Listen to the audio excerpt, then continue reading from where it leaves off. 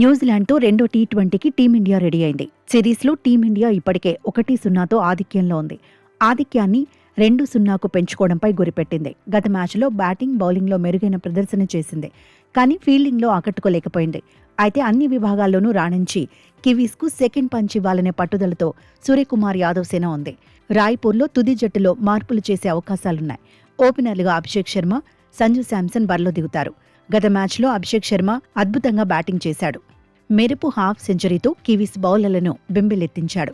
రెండో మ్యాచ్లోనూ రాణిస్తే టీమిండియాకు తిరుగుండదు. మరో ఓపెనర్ సంజు శాంసన్ మాత్రం తొలి మ్యాచ్లో ఆకట్టుకోలేకపోయాడు. రెండో మ్యాచ్లో సంజు కూడా టచ్లోకి వస్తే కివీస్ బౌలర్లకు టెన్షన్ తప్పదు. గత మ్యాచ్లో ఇషాన్ కిషాన్ 3వ స్థానంలో బ్యాటింగ్ చేశాడు. బౌండరీతో టచ్లో ఉన్నట్టే కనిపించినా ఎక్కువసేపు క్రీజ్లో ఉండలేకపోయాడు.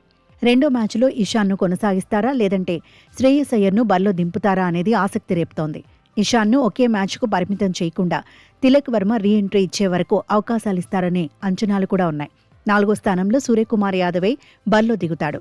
గత మ్యాచ్లో స్కై కాన్ఫిడెంట్గానే బ్యాటింగ్ చేశాడు. కానీ చాలా కాలంగా బిగ్ స్కోర్ను బాకీ ఉన్నాడు. 5వ స్థానంలో హార్దిక్ పాండ్యా కీలకం కాబోతున్నాడు. శివం దూబే నుంచి కూడా టీం మేనేజ్మెంట్ మెరుగైన ప్రదర్శనను కోరుకుంటోంది. ఫినిషర్గా రింకు సింగ్ ఫామ్ అందుకున్నాడు. గత మ్యాచ్లో మెరుపులు మెరిపించాడు.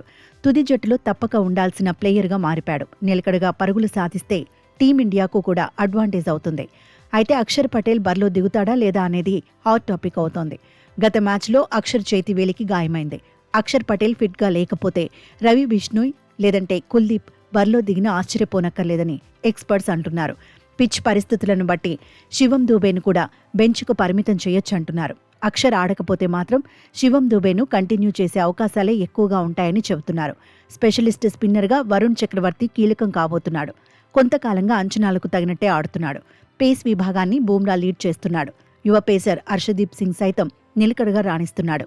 తుది జట్టులో ఛాన్స్ కోసం హర్షిత్ రాణా కూడా వెయిట్ చేస్తున్నాడు. మొత్తంగా రాయ్పూర్లో ప్లేయింగ్ 11 ఎలా ఉంటుందనేది ఆసక్తి రేపుతోంది.